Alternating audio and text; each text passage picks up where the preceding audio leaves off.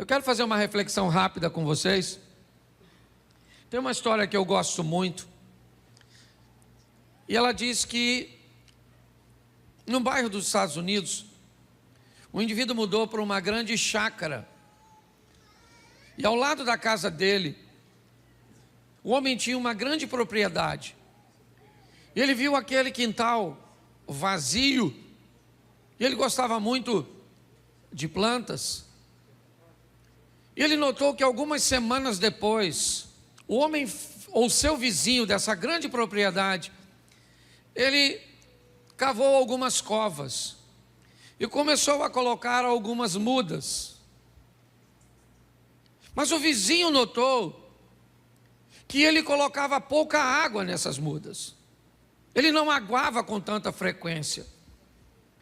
E o vizinho, então, começou a ficar preocupado com a integridade daquelas plantas e a possibilidade delas morrerem. Ele aguava, mas não com a frequência que o seu vizinho esperava e que olhava da sacada. Por muitas vezes ele viu as folhas daquelas mudas murchando e sempre o vizinho colocava pouca água. Um tempo depois, essas mudas se estabeleceram.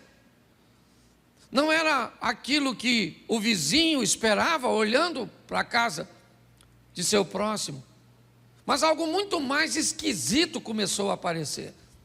Volta e meia aquele homem aparecia no quintal com um chumaço de jornal bem grosso e fazia questão de passar por todas as mudas, sempre dando algumas pancadinhas nas mudas. O homem nunca tinha visto aquilo e era algo que soava para ele muito estranho. Durante um bom tempo ele viu seu vizinho dando pancadas naquelas pequenas mudas que ainda não estavam tão encorpadas. Um ano depois, a empresa deste homem o transferiu para uma cidade bem ao norte dos Estados Unidos. E depois de 20 anos, ele volta à sua cidade e tem a curiosidade de ver a casa onde morava. Aquela semana um furacão havia passado por lá e alguns estragos tinham acontecido. E ao entrar na rua de sua antiga casa, ele reparou que a maioria das árvores estavam tombadas, estavam caídas. Mas quando ele, da calçada, olhou para sua antiga casa, ele viu ao fundo a casa de seu vizinho. Árvores sadias, grandes e fortes estavam lá, e o vento do furacão sequer havia derrubado uma. Ele então foi ao vizinho para cumprimentá-lo, e durante esse cumprimento ele falou com o vizinho e lembrou de quão estranho era o comportamento dele no que diz respeito àquelas árvores. E finalmente ele perguntou por que ele aguava tão pouco.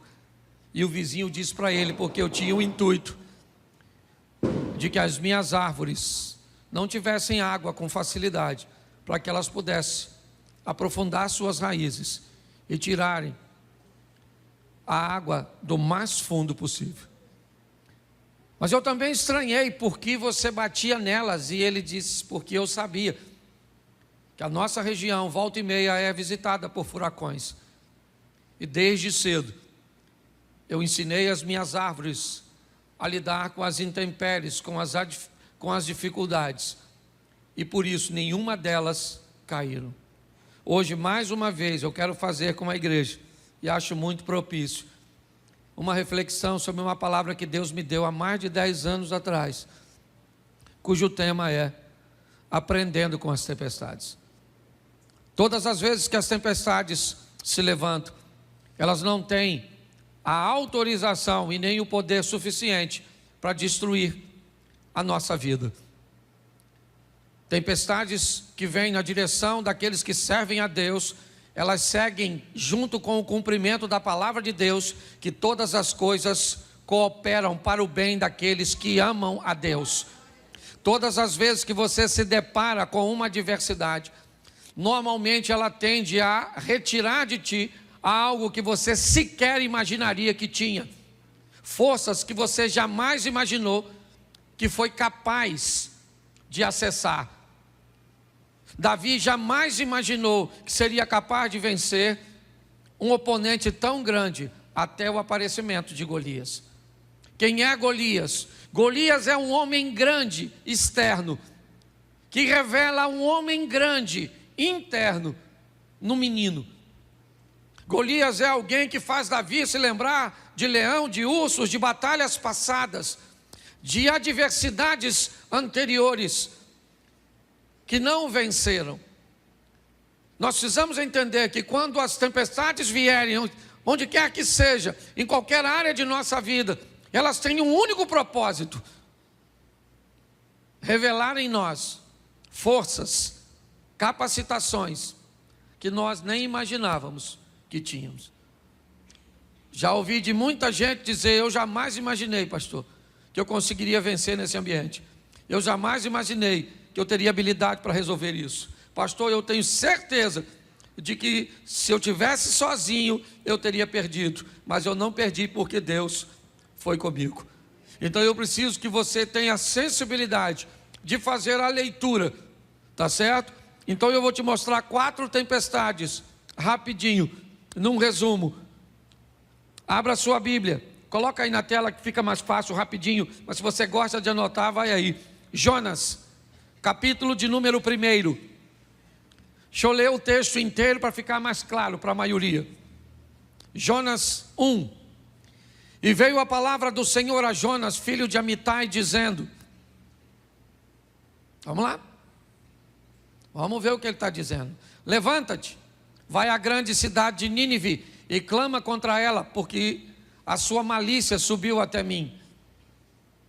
E Jonas se levantou para fugir diante da face do Senhor para Tarsis, e descendo a Jope, achou um navio que ia para Tarsis. Pagou, pois, a sua passagem. Repita comigo: pagou, pois, a sua passagem. Isso. E desceu para dentro do navio para ir com eles para Tarsis diante da face do Senhor. Verso 4. Mas o Senhor mandou ao mar um grande vento, e fez-se no mar uma grande, e o navio estava para, verso 5. Então temeram os marinheiros e clamavam cada um ao seu Deus, e lançavam ao mar as fazendas que estavam no navio para o aliviarem do peso. Jonas, porém, desceu para os lugares do porão e se deitou e dormiu um profundo sono. Presta atenção em mim rapidamente. Deus vai conversar com seu profeta e dar a ele uma missão. Deus manda Jonas ir a Nínive, uma cidade de um povo duro, que agia com mão forte, subjugava através das forças seus inimigos e muitas vezes sobrevivia, na maioria do tempo, de despojos de guerra.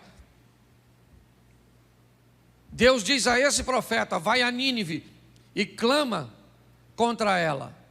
Porém Jonas não gostou da ideia de Deus.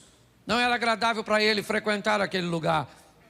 Não era agradável para ele ver aquele povo merecendo um arrependimento e uma transformação. Então Jonas resolve fazer o oposto. Ao invés de ir um pouco mais ao oriente para Nínive, ele prefere descer a Jope, certo? E no porto de Jope pegar um navio para ir para Tarsis, para a Espanha, para o lado contrário, no Mediterrâneo.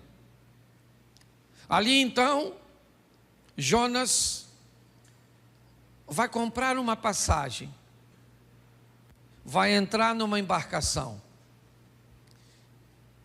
para desobedecer a Deus.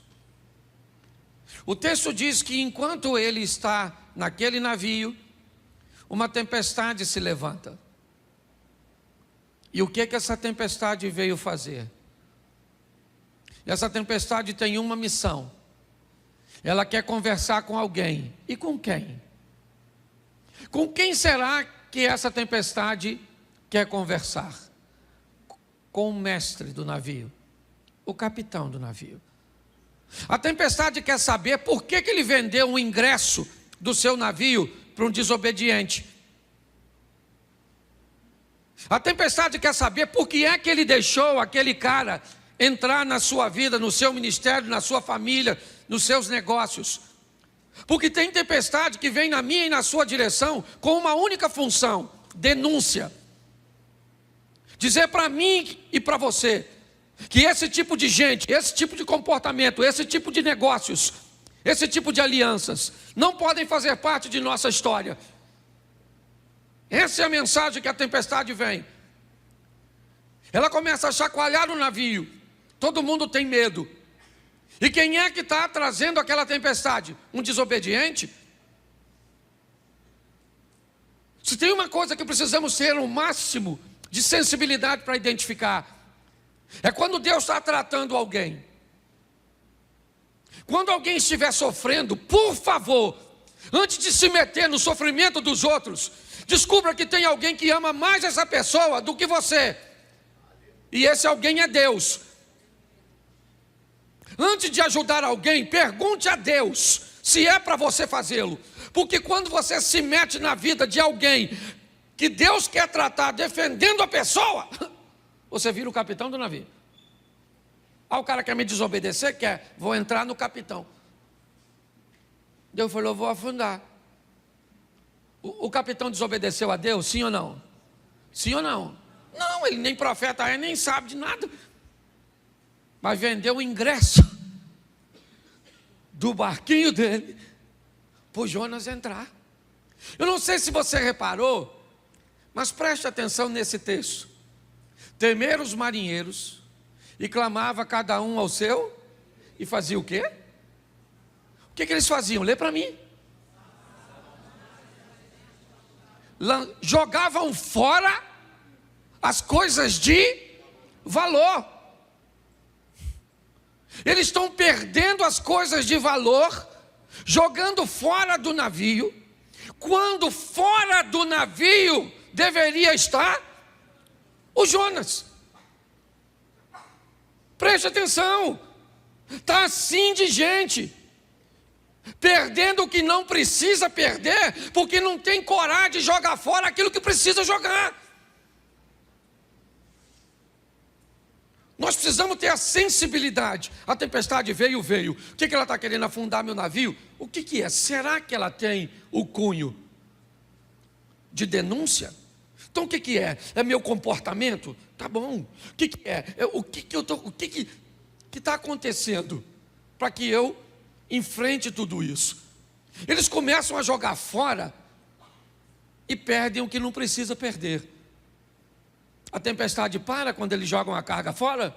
Não. Então, o capitão do navio começa a vasculhar seu navio.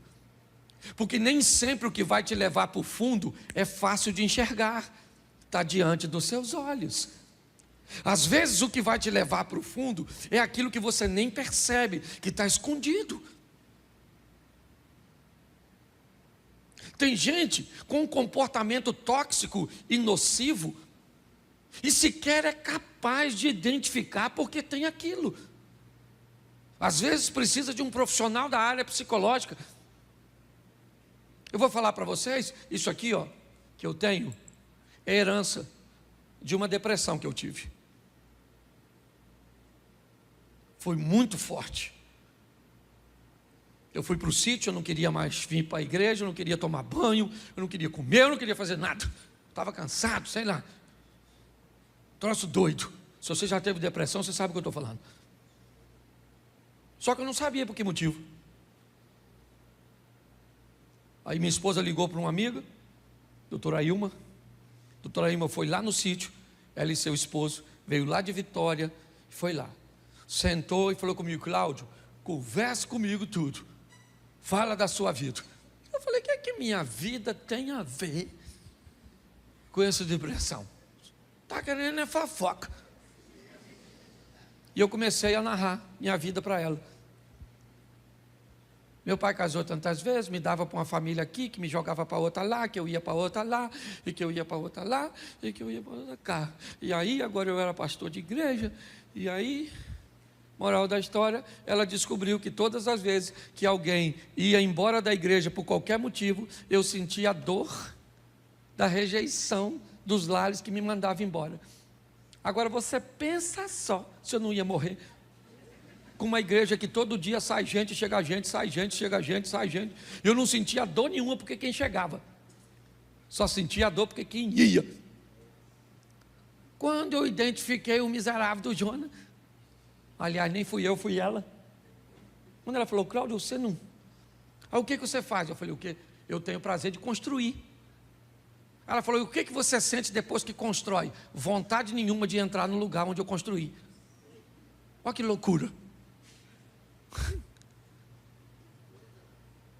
Aí ela me disse: sabe o que é isso, Cláudio? Você só constrói para mandar uma informação para você mesmo, que ninguém nunca mais te manda embora daquilo que é seu. Mas é só você terminar de construir que você não quer entrar e você vai construir outra coisa.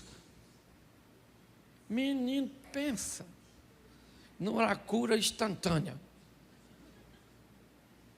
Eu falei: é isso? Ah, então tá bom. Me deu algumas ferramentazinhas e eu fiquei bom.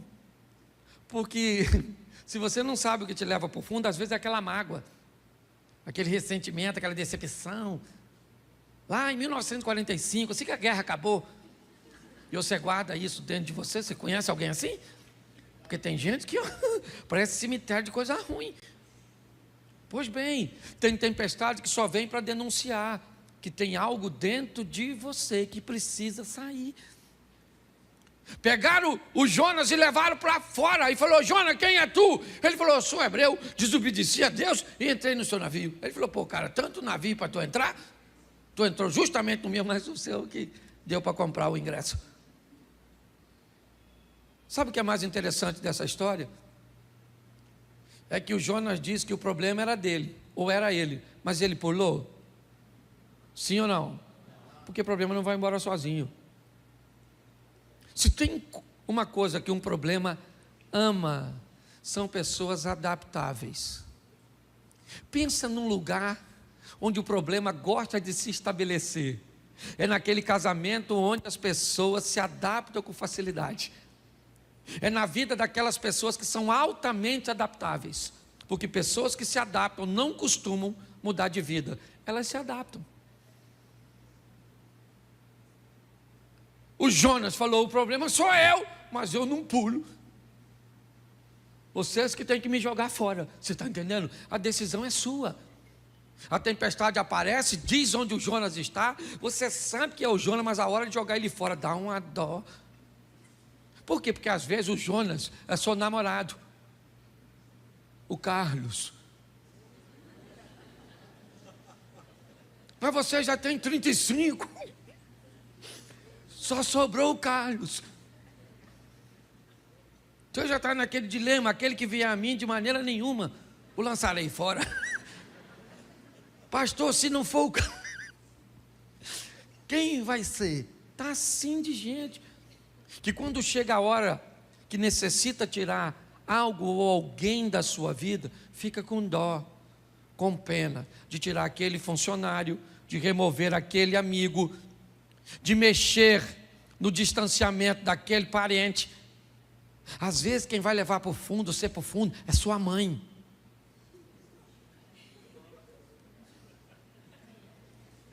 Tem uma mãe que é âncora. Se você ver a cara de algumas pessoas. Achou, seu Jonas, né? É porque às vezes é a velha que vai acabar com o seu casamento. E ela não tem nem má intenção, não. Ela é só um instrumento do inimigo, que nem trabalha full time, às vezes é freelance. Entendeu? É um servicinho de motoboy. Ou de sogra boy. Você consegue entender? Mas tem tempestade que é só para denunciar. Posso ouvir um amém? Amém. Isso, não vou me deter muito nessa não. Marcos 4:7, te mostrar um ambiente bem tempestivo, ou bem perto. Certo? Coloca para a gente. Eu falei Marcos 4:37, perdão. Eu falei 7. Isso. Levantou-se um grande temporal de vento, subiu as ondas por cima do barco, de maneira que já se enchia. Vamos lá? E ele estava na popa do barco, dormindo sobre uma almofada, e despertaram, dizendo: mestre, não se importa que pereçamos? E ele, despertando, repreendeu o vento, disse ao mar: cala-te, aquieta-te. E o vento se aquietou e houve grande bonança. E disse: por que sois tão tímidos? Ainda não tendes fé? E sentiram um grande temor e diziam uns aos outros: mas quem é este que até o vento e o mar lhe obedecem? Olha para mim aqui que eu quero falar com você. Outra tempestade. Ao contrário da primeira, essa não vem denunciar nada. Porque nem todas as tempestades trazem consigo a mesma missão. O que essa tempestade quer? Vamos lá. Jesus diz aos seus discípulos: vamos para o outro lado. Vamos para o outro? Isso. Assim que Jesus diz isso, ele entra no barco e vai dormir.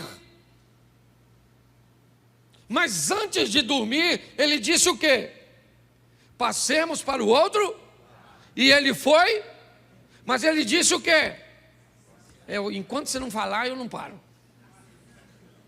Ele disse o quê? E ele foi. E o que ele fez nessa ocasião? O papel dele. Qual era a missão dele? Dizer: vocês vão para o outro e eu vou. Mas enquanto isso vocês vão. Mas se vier tempestade, problema, desafio, obstáculo, eu já falei que vocês vão para o outro lado. E se eu falei que vocês vão para o outro lado, vocês vão e pronto. Não tem tempestade, não tem problema, não tem crise, não tem nada. Porque eu falei. Então tem tempestade que ela só vem para mostrar para você que Deus está no controle de tudo. Não é denúncia, não tem nada de errado. Porque tem gente também que não pode ver uma tempestade que já acha que é pecado. Ah, está num vento. Oh meu Deus, o que eu estou fazendo de errado? Oh, estou no pecado. Você vai conversar com os irmãos que dizem: o que é? Abre esse coração seu. Alguma coisa você fez. Fala, pecador. Você fala: não fiz nada, fez. Que é isso, exorcista? Às vezes não é denúncia. É só para mostrar o poder de quem está no mesmo barco que você. Ele falou: passemos. Quando ele disse passemos, ele dizia: eu vou junto com. E vou, mas vou dormindo. Porque eu já fiz o que eu tinha aqui, que foi autorizar você a atravessar. Foi dormir, e quem é que vem? A tempestade. Porque se tem uma coisa que para crente é com fartura, é a tempestade. Não tem miséria, todo dia entra uma. Antes de uma ir embora, você já está vendo outra. É ou não é? E Jesus está dormindo, e lá vem o vento, chacoalha. Eu imagino eles olhando para Jesus: aí, vai morrer dormindo. Essa porcaria vai afundar, hein? Pensa, o Tomé falando: acho que vai afundar isso, hein? E o Pedro pensando: se afundar eu vou nadando, quero ver Mateus, que é cobrador de imposto. Não sei nem se ele sabe nadar. Aquela tribulação lá dentro. E vão afundar, não vão morrer, não vão perecer, até que alguém vai lá em Jesus e acorda. Eu não sei nem se ele estava dormindo. Falei: ô Jesus,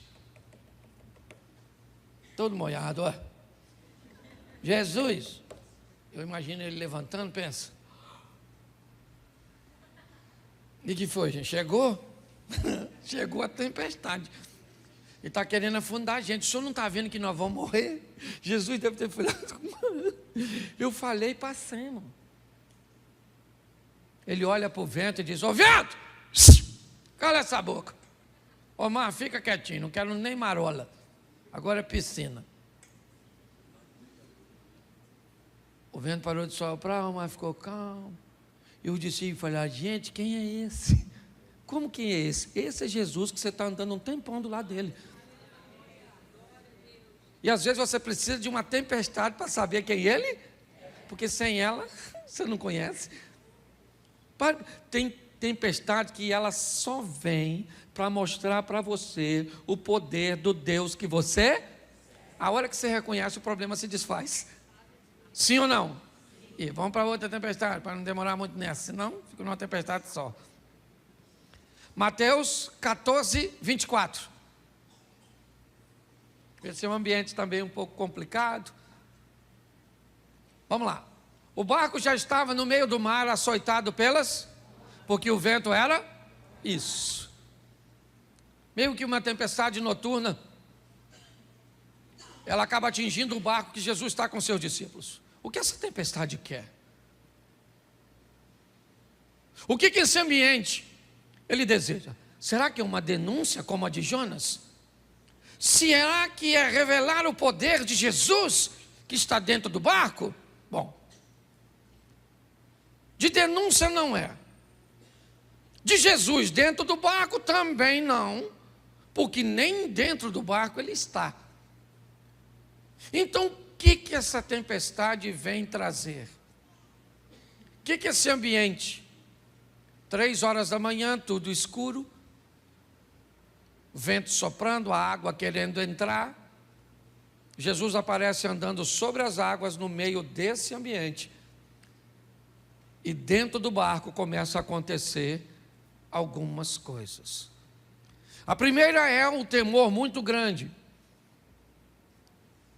pois eles estão num local que não é a realidade da maioria de seus discípulos, apenas de 4 que eram pescadores.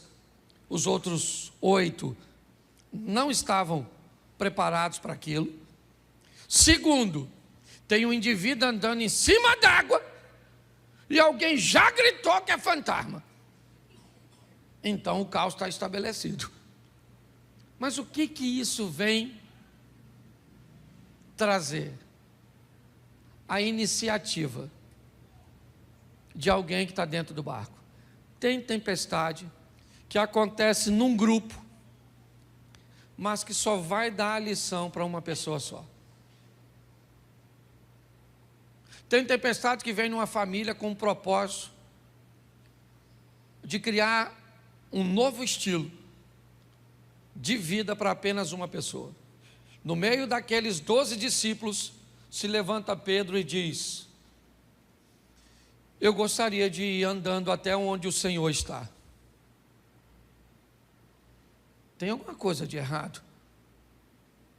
Mas preste atenção, porque a palavra de oferta vai fazer muito significado para você agora. Qual era o local mais seguro nessa ocasião? Qual era? O barco. Se você estivesse lá, onde você ficaria? Essa é a questão. Nós queremos viver o incrível, o sensacional, o extraordinário, provar, vencer, romper. Onde? Dentro do barco. A vida está esperando você fazer para ela e por ela o que você nunca fez, para que ela possa te devolver o que nunca te deu. Quando Pedro diz, eu quero ir aí fora, Jesus era para dizer, não.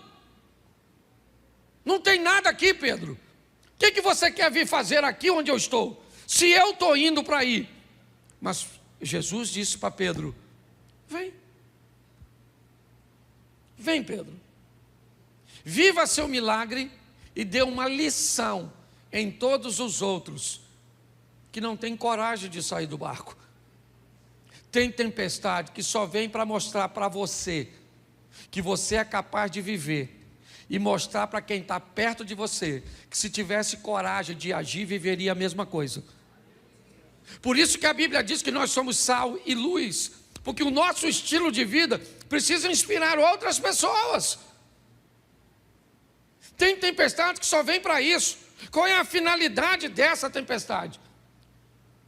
Criar em Pedro um posicionamento, uma postura. Pedro sai do barco, vai andar com Jesus sobre as águas. E quando ele volta para o barco, quem está dentro do barco diz o quê? Vamos lá. Bota o 25. Vamos embora? 26. Vamos lá. 27. Vamos embora? É porque eu não sei qual é, vamos embora. Isso aí, vamos embora, a gente vai chegar lá. Vai embora. Já está no último? Tem o 32? 33. Então aproximaram-se os que estavam no barco e adoraram, dizendo... Qual é a diferença entre esses caras e Pedro? É que Pedro descobriu que Jesus era o Filho de Deus, enquanto ele estava fora do barco. Vamos imaginar um culto desse, depois dessa passagem? Vamos supor agora que eu chamasse os discípulos de Jesus, subam aqui os 12, e todos viriam aqui em cima, e eu desse o microfone para eles, e eles dissessem para todos vocês como testemunho: gente, esta semana nós vimos 2 homens andando sobre... Pedro poderia dizer, presta o microfone aí, só para ficar claro, gente, um dos 2 era eu, e o outro era Jesus. Tudo ficou. Você consegue entender isso? Tem tempestade que ela vem para mim e para você, com a oportunidade de vivermos o incrível, o sensacional, de andarmos sobre as águas, de ultrapassarmos os problemas. Vamos para a última, e eu termino aqui? Vamos embora. Atos dos Apóstolos, a pior das tempestades, capítulo de número 27, verso 18.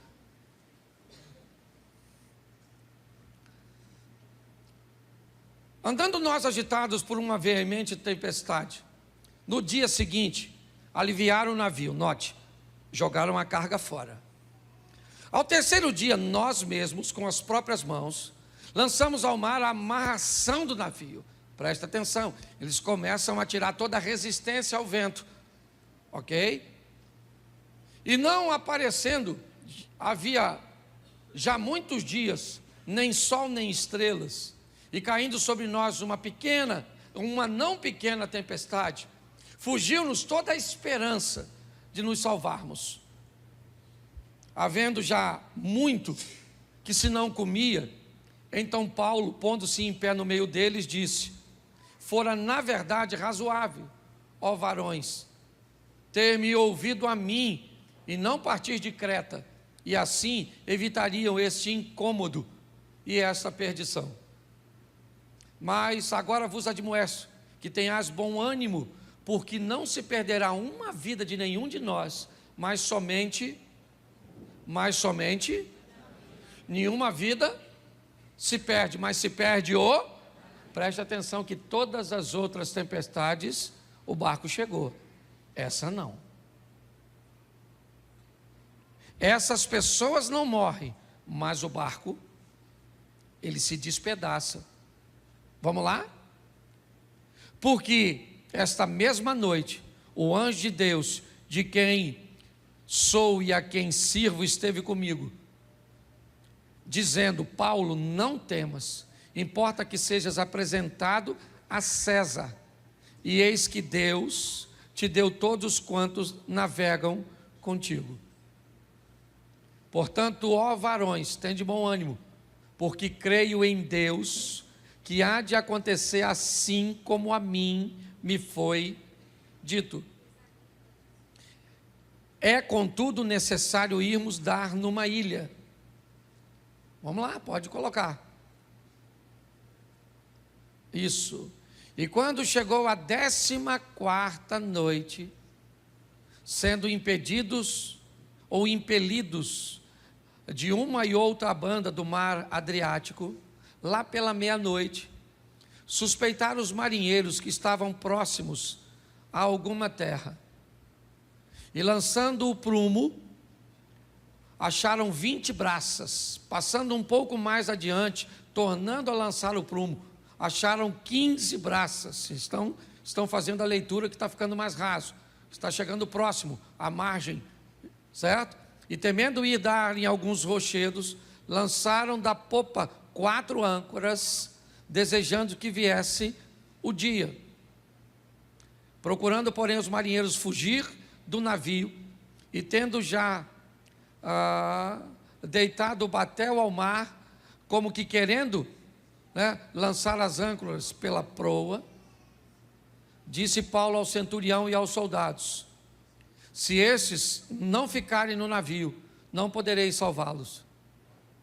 Então os soldados cortaram os cabos e o batel e o deixaram cair. enquanto o dia vinha, Paulo exortava a todos que comessem alguma coisa, dizendo: é já hoje o 14º, preste atenção, 14 dias de tempestade, certo? Que esperais e permaneceis sem comer, não havendo provado nada. Vamos embora. Portanto, exorto-vos que comais alguma coisa, pois é para a vossa saúde, porque nenhum cabelo cairá da cabeça de qualquer de vós. E havendo dito isso, tomando o pão, deu graças a Deus na presença de todos, e partindo começou a comer.